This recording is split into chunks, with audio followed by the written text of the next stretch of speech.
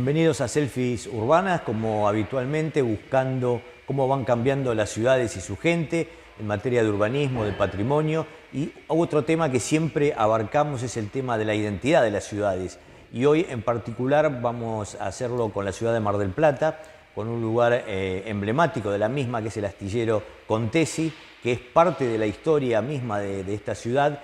Y hoy vamos a adentrarnos un poco en cómo fue desarrollándose a lo largo de la historia y también cómo fue acompañando los cambios de la ciudad de Mar del Plata. Estamos en el astillero Contesi de la ciudad de Mar del Plata y nos ha recibido quien es el presidente de su directorio, que es Domingo Vito Contesi. Así que muchísimas gracias por estar hoy, tener la posibilidad de estar contigo aquí. Gracias por la visita, Gustavo. Lo primero que se me ocurre, Vito, es pensar cómo en un país tan complicado como el nuestro, ¿no?, con tantos avatares de todo tipo, cómo se puede tener una empresa a lo largo de 70 años. Bueno, es una tradición, es un legado familiar, es un legado vocacional. Esta es una actividad que comenzó mi padre, Federico, de muy joven. De hecho, el primer astillero antecesor del astillero naval Fidio Contesi se llamaba La Juventud, porque él lo había fundado con 19 años de edad. Es una historia muy linda porque venimos de una familia de pescadores del Adriático, de un pueblo que se llama San Benedetto del Tronto, donde mis abuelos con sus hermanos vinieron en la década del 20 a pescar a vela y volvieron a Mar del Plata en el 31, cuando mi padre recién había nacido. Y bueno, la familia quedó separada por 16 años durante la Segunda Guerra Mundial y recién se logró reunir en el año 1947, que fue cuando mi padre llega a Mar del Plata. Y ahí conoció él a su padre y de muy pequeño, de muy joven, con 16 años comenzó a trabajar en el oficio que él ya traía de Europa, que era el de reparador naval, artesano naval, y así fundó su primer astillero. Muy joven, ¿no? Comenzó con la tarea. Muy joven, su primer empleador lo obligó a independizarse al ver la fuerza de voluntad que tenía, el empuje. Le dijo: no puedo seguir siendo yo tu jefe, vos tenés que independizarte. Una cosa rara porque estuvo trabajando, le dijo: no te pago más el sueldo hasta que no te independizás. Y así trabajó durante 7 meses sin cobrar el sueldo, hasta que un día le dice: ¿en serio no me vas a pagar más el sueldo? Y te lo digo en serio. Y bueno, y fue cuando le quiso pagar el sueldo, dice: no, la plata para los 7 meses no la tengo, pero llévate herramientas, llévate maderas. Y así, depositando todo eso en un pequeño terreno que tenía la familia, comenzó su primer astillero, que era básicamente una caja de herramientas y una actividad unipersonal de Federico Contesi yendo a reparar los barcos a la banquina del puerto. Ajá. Y obviamente, además del amor por la profesión, la tarea, también se produjo ese amor con la ciudad de Mar del Plata, ¿no? Sí, totalmente. Para mi padre, la Argentina y Mar del Plata en especial era la tierra prometida. O sea, él no conocía a su padre.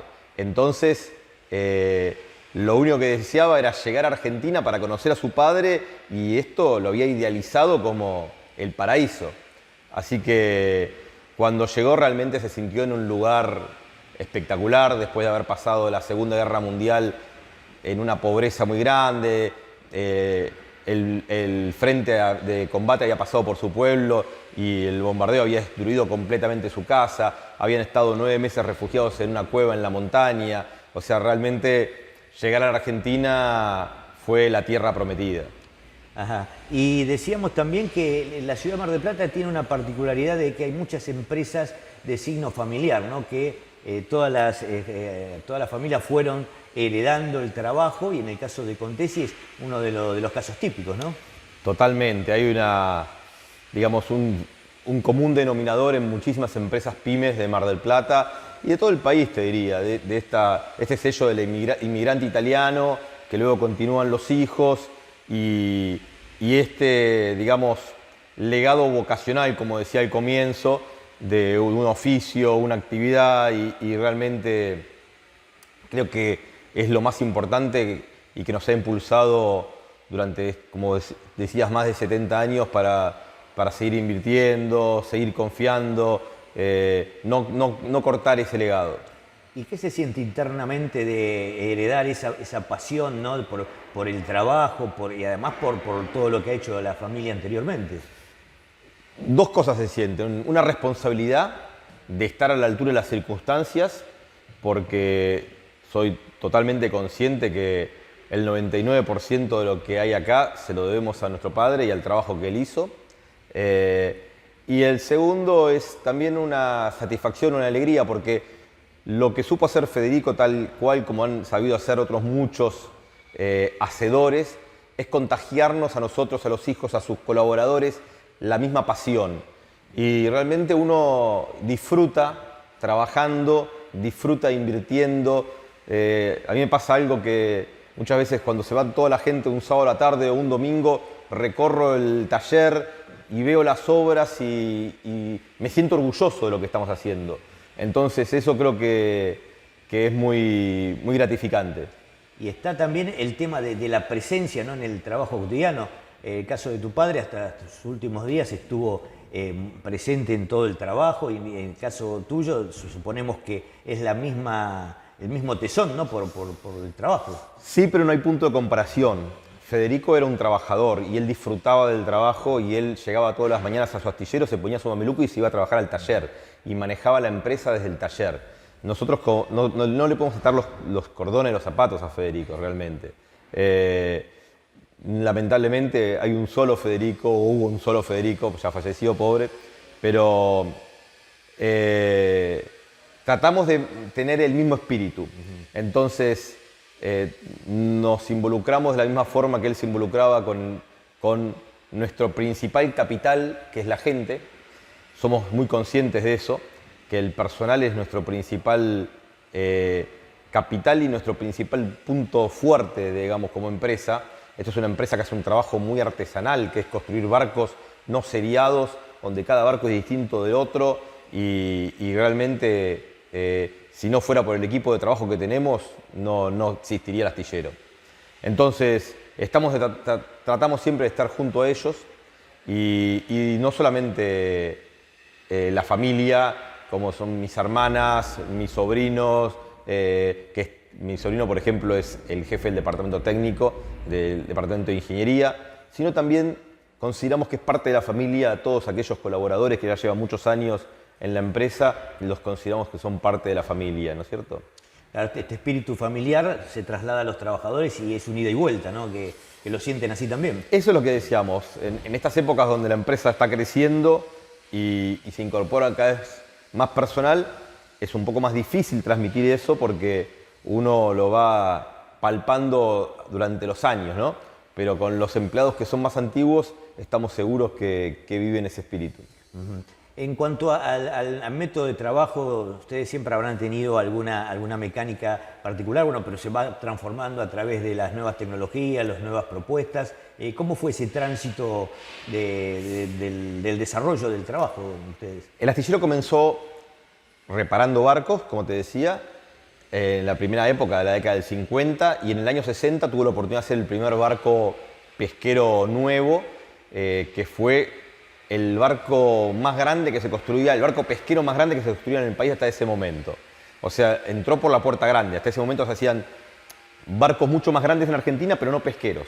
O sea, se construían buques quizás graneleros, se habían construido buques militares, de transporte, pero no se habían construido barcos pesqueros. Y el primer pesquero de altura, si se puede llamar de una forma, lo hizo el astillero de Federico, de la Juventud, en el año 61. Simultáneamente en el Tigre se botaba también otro pesquero de ese mismo tamaño prácticamente. Fueron los dos astilleros a la par que se empezaron a hacer barcos de pesca. Y esos primeros 19 barcos fueron de madera. En el año 74 nosotros tuvimos un incendio que destruyó completamente las instalaciones del astillero, y a partir de la reconstrucción de las instalaciones se decidió también cambiar el método de construcción y se pasó de la madera al acero, que es un material mucho más, digamos, versátil.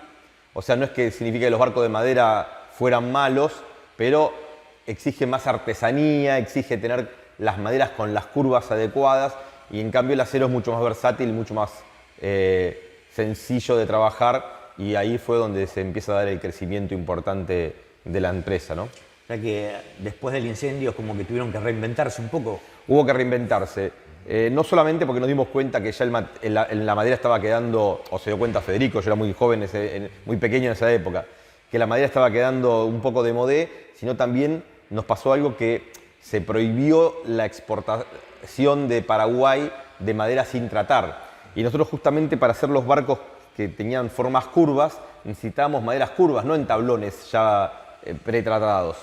Entonces, ahí nos dimos cuenta que ya no podíamos seguir haciendo barcos de madera con la calidad que se pretendía. Para que te des una idea, algunos de esos barcos se construyeron en madera. Por ejemplo, el segundo barco que se botó, el Libertad, al día de hoy sigue trabajando, botado en 1962, un barco de madera. Qué bárbaro, qué bárbaro. Y sabemos también que, como decíamos, bueno, se va incorporando nueva tecnología, nuevos métodos de trabajo. Incluso ustedes llegaron a certificar parte del proceso. Nosotros siempre trabajamos desde la década del 80, o antes, perdón, ya desde la década del 70, comenzamos a trabajar con certificaciones de registros internacionales, como el Bureau Veritas y principalmente el RINA. El RINA es el Registro Naval Italiano, que lo que te da es un estatus de calidad de tus construcciones, independientemente de las inspecciones que realiza la Prefectura Naval Argentina, que es la autoridad del Contralor. Nosotros también votamos cada uno de nuestros barcos certificados por un registro internacional, y eso es algo que seguimos manteniendo en el tiempo. Siempre la búsqueda de calidad, ¿no? Sí, siempre la búsqueda de calidad. Tenemos una obsesión por la calidad, pero una cosa es decirlo y otra cosa también es dejarlo asentado en los papeles. Nos gustan las dos. Otra de las, digamos, de las ceremonias más importantes es, una vez que se realiza todo el proceso del diseño y el armado de los barcos, es la botadura, ¿no? Algo que está muy arraigado en la ciudad y que participa toda la comunidad, ¿no? Sí, correcto. Son verdaderas fiestas nuestras botaduras, pero por varias razones. Primero por el sistema de botadura, que es un sistema de botadura longitudinal donde el barco va al agua y es emocionante porque va con velocidad y es realmente emocionante. Y segundo porque tenemos una particularidad que la tienen pocos astilleros en el mundo, que es que botamos el barco completamente terminado. Entonces al momento de la botadura el barco baja al agua, el capitán gira la llave, pone en marcha el motor y el barco sale caminando, o sea, navegando por sus propios medios. Entonces todo eso es realmente un proceso muy emocionante, que es como el nacimiento de un hijo, ¿no? Que empieza a caminar el mismo día que nace. Y realmente también es algo que no tiene prueba previa, es sin red. Entonces es emocionante y es tensionante a la vez. Incluso para nosotros que ya llevamos más de 146 botaduras, nos seguimos poniendo nerviosos y nos seguimos emocionando en cada uno de esos momentos. Y este concepto de este espíritu de la familia que está presente siempre con Tesi también se produce en las botaduras, ¿no? Porque a los que encargaron el barco están también con su familia, están todos muy presentes, ¿no? En esa unión importante, ¿no? Sí, por supuesto. Es una celebración especial, porque siempre concretar una inversión así significó mucho esfuerzo, significó mucha dedicación, muchas privaciones quizás de la empresa. Tengamos en cuenta que la mayoría de las veces se trata de obras que se hacen sin apoyo crediticio, sino que con fondos propios. Entonces, realmente para el armador, para la empresa armadora es un esfuerzo grande. Y nosotros tenemos una característica que la mayor parte de nuestros clientes suelen ser pymes, pescadores, no en estos últimos años, pero sí históricamente nos hemos caracterizado por darle muchas oportunidades a pequeñas empresas o capitanes de pesca que pusieron, gracias al financiamiento que les dio el astillero, su primer barco. Entonces todo eso hace que sea muy especial. Y como decías al principio, la matriz productiva del puerto de Mar del Plata y de la pesca en particular es muy de empresa familiar, muy de empresa también de origen italiano en la mayor parte de los casos. Entonces todo es más pintoresco, ¿no? En esos momentos. Y me imagino que serán conscientes lo importante que son para la ciudad y para la industria, ¿no? Desde Contesi. Sí, yo a veces trato de sacarle la épica al tema pero realmente lo que ha hecho mi padre para la ciudad de Mar del Plata, estoy seguro que ha sido muy importante. Y no me refiero tanto al hecho de hacer un astillero, tener las instalaciones, reparar barcos, sino me refiero más a esto otro, al hecho de confiar en el pescador, financiarlo, hacerle su barco cuando los bancos privados o públicos no daban ese financiamiento. Durante décadas sucedió esto en la Argentina. Entonces, y eso fue posible no porque nos sobrara la plata, sino porque a Federico le sobraban las ganas de trabajar. Entonces muchas veces construía un barco que no era de nadie, lo decía en stock, y cuando ya estaba terminado venía el cliente y se lo llevaba con un 5 o un 10% del valor del barco y se pagaba en cuotas, y esas cuotas servían para construir otro nuevo barco. Entonces se hicieron muchas cosas que desde el punto de vista del negocio no tienen ningún tipo de lógica. Si uno las analiza como empresario, se da cuenta que son muy malos negocios. Pero Federico no tenía una visión empresaria. Él tenía una visión más, no sé si decirla lírica, pero era más su vocación por trabajar. Y su vocación era que no se terminara el trabajo del astillero, que pudiera darle continuidad. Entonces, desde ese punto de vista, él le permitió iniciarse a un montón de empresas, algunas de las cuales hoy son las grandes empresas pesqueras, porque muchas de las grandes empresas pesqueras de Mar del Plata comenzaron con barcos construidos y financiados por nuestro astillero, y otras tantas son el entramado PYME que hacen el clúster naval de Mar del Plata. Entonces, desde ese punto de vista, considero que la tarea de mi padre en particular y del astillero en general ha sido muy importante para la ciudad. Que no debe ser muy común, ¿no? Esa lógica de lo empresarial, pero sí que ha sido importante para muchas familias y muchos emprendimientos, ¿no? No es muy común, realmente. Yo no conozco muchos casos de empresarios que a los 85 años estaban con el mameluco puesto en el taller. Sin lugar a dudas, Federico fue una persona muy especial.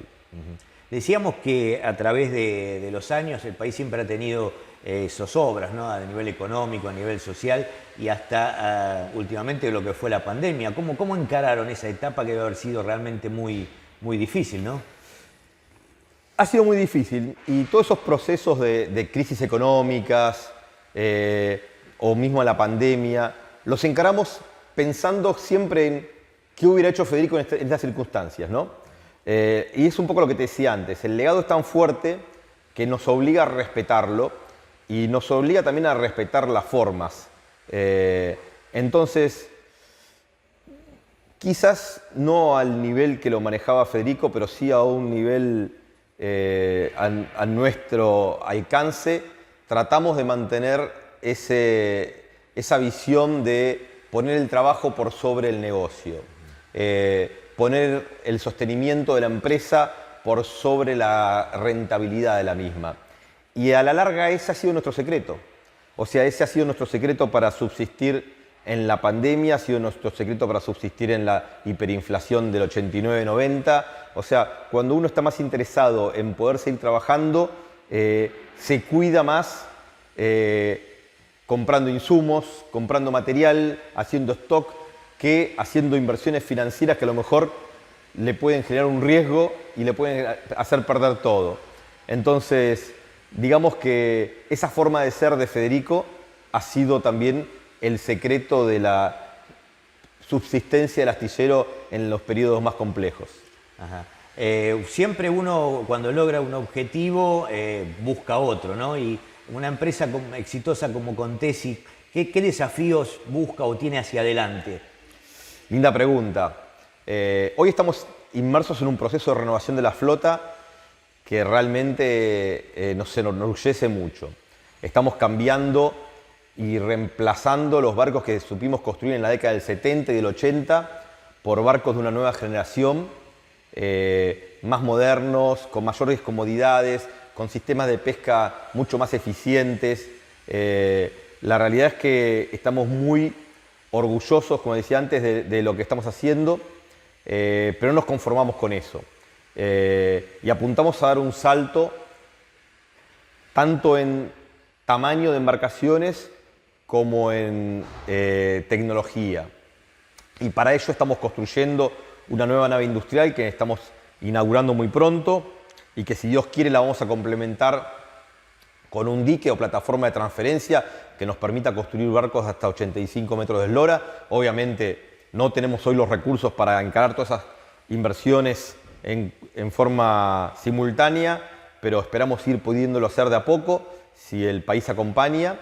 Y bueno, este es nuestro sueño, hacer barcos con propulsiones innovadoras, con tecnologías no contaminantes, renovar no solo la flota pesquera de Argentina, sino apuntar el día de mañana a exportación y diversificar en otros rubros, no solo el pesquero.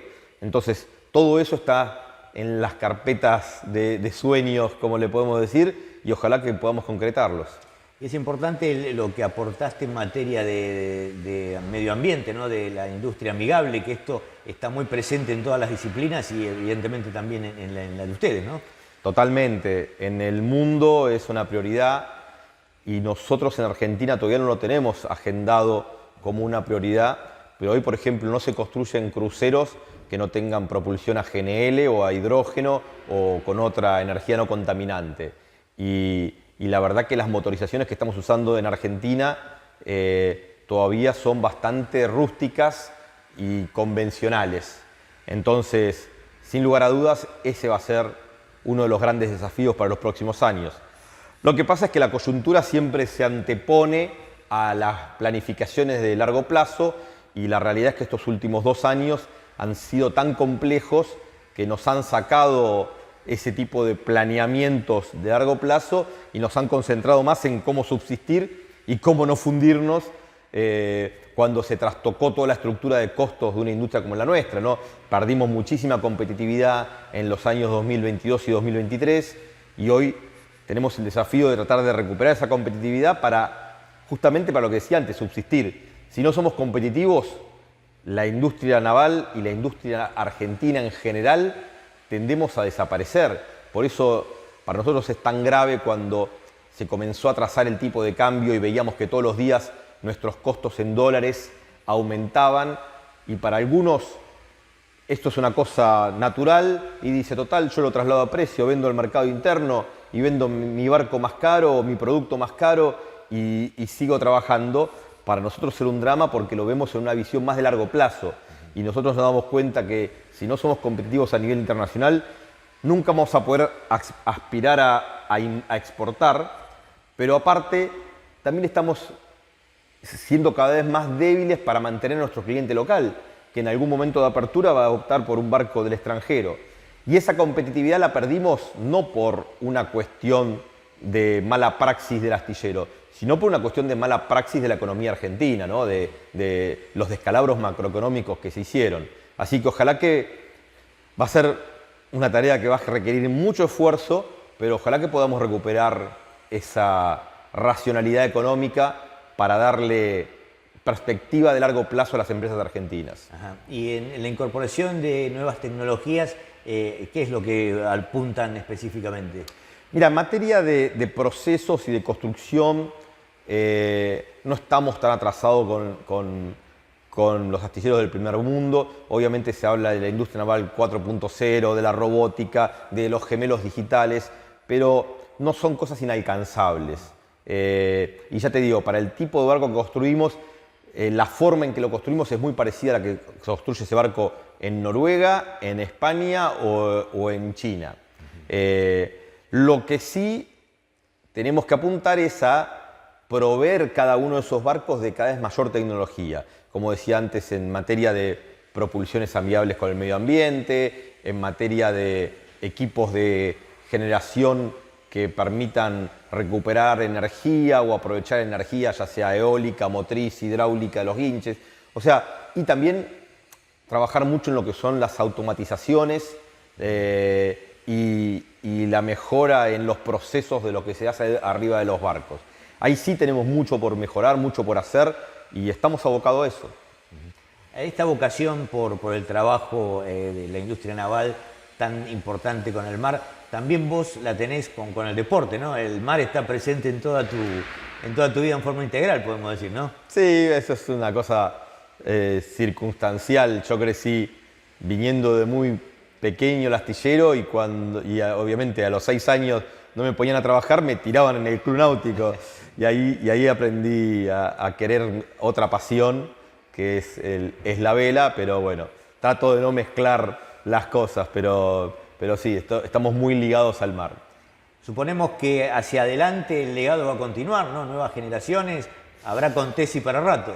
Como te decía antes, hoy Leandro Goñi, que es mi sobrino, nieto de Federico Contesi, es el jefe del departamento técnico, es la tercera generación y tiene el honor, Leandro, de haber aprendido el oficio de su abuelo trabajando a la par de su abuelo, porque él, paralelamente que estudiaba la carrera de ingeniería naval, trabajaba en el taller con su abuelo, así que aprendió el oficio de muy pequeño y también tiene un grupo de ingenieros jóvenes. Hoy es un día especial porque justo ayer se recibió otro nuevo ingeniero del astillero, entonces hoy tenemos todos un equipo sub 40 que realmente nos llena de energía y de optimismo por los desafíos que se vienen. Así que estamos en eso. ¿Considerás que Mar del Plata se está capacitando gente para incorporarse a la industria de la construcción pesquera? ¿Cómo ves el panorama a ese nivel? Nosotros tenemos una bendición que es contar con una universidad como la UTN que abastece a los 3 astilleros de Mar del Plata y hasta ahora, en estos últimos años, gracias al crecimiento que ha tenido la industria naval, te diría que la mayor parte de los egresados logran conseguir trabajo, ya sea en los astilleros o en la industria navalpartista o en las propias empresas pesqueras que han comprendido la necesidad de contar con ingenieros navales y con ingenieros pesqueros.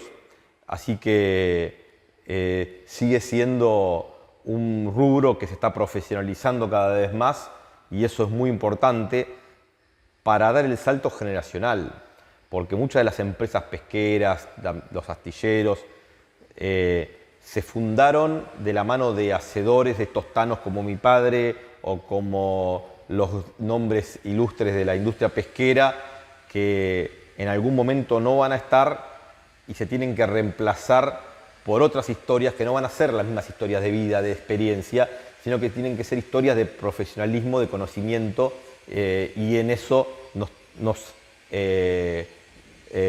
proveemos de las universidades justamente.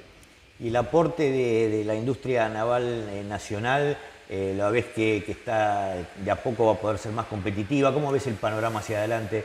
Ya no a nivel local, sino a nivel nacional. Mirá, en el rubro. La industria naval tuvo un apogeo en la década del 70 y del 80. La industria naval argentina era una de las industrias, o la industria más poderosa, por así decirlo, o más desarrollada de Latinoamérica. Y a partir de fines de los 80 y durante los 90 quedó relegada a una mínima expresión. Esto de la mano de las crisis económicas, de la hiperinflación y de la apertura indiscriminada que hubo, especialmente con la competencia de barcos usados que destruyó el mercado interno y también la falta de competitividad que impidió que esos astilleros que exportaban, porque nosotros exportábamos barcos a Alemania, Polonia, la verdad que lo que hacía la industria naval argentina era muy importante. En los últimos años y a partir del año 2019, o sea, con medidas que se fueron dando tanto en el gobierno de Macri como en la primera parte del gobierno de Fernández, habíamos tenido un desarrollo y un resurgimiento muy auspicioso. Se hicieron inversiones en muchos astilleros del país. Yo conté las mías, pero se hicieron en Mar del Plata, otros 2 astilleros también hicieron inversiones y todo esto estaba de la mano de la renovación de la flota pesquera. Pero como te decía antes, lamentablemente la crisis macroeconómica y la pérdida de competitividad que tuvimos por el atraso cambiario y por el aumento de la inflación del 2022 y el 2023 ralentizó todo este proceso. Hoy cambió el gobierno y estamos con una expectativa nueva. Por un lado, con la expectativa de recuperar esa competitividad perdida y por otro lado, con la incertidumbre de no saber cuáles serán las políticas. Nos queda como aliciente saber que en la plataforma de La Libertad Avanza figura el fomento de la industria naval como punto número 1. curiosamente, dentro del segmento industrial. Así que ojalá que eso se cumpla, que no se nos someta a una competencia desleal Claro. como es la de la importación del barco usado, pero sí que se nos obliga a competir. A nosotros nos gusta competir y creemos que competir incluso con el mundo es bueno siempre. Lo que pasa es que hoy tenemos que recuperar la competitividad perdida, que no es solamente cambiaria, sino que es laboral, logística, de precios relativos. O sea, tenemos un periodo de tiempo bastante largo hasta que se pueda recuperar esa competitividad, pero ahí tenemos que salir a la cancha y tenemos que competir con el mundo, no me queda ninguna duda de eso. Bueno, Vito, agradecemos mucho que nos hayas recibido aquí en tu casa y que felicitarlos por la tarea que realizan para la ciudad, que realmente es importantísima, y seguramente volveremos a vernos muy próximamente. Hemos finalizado así otra entrega de Selfies Urbanas, esta vez de la ciudad de Mar del Plata, en el astillero Contesi, para ver cómo cambian las ciudades y sus gentes. Muchísimas gracias, Vito. Hasta la próxima. Un gusto.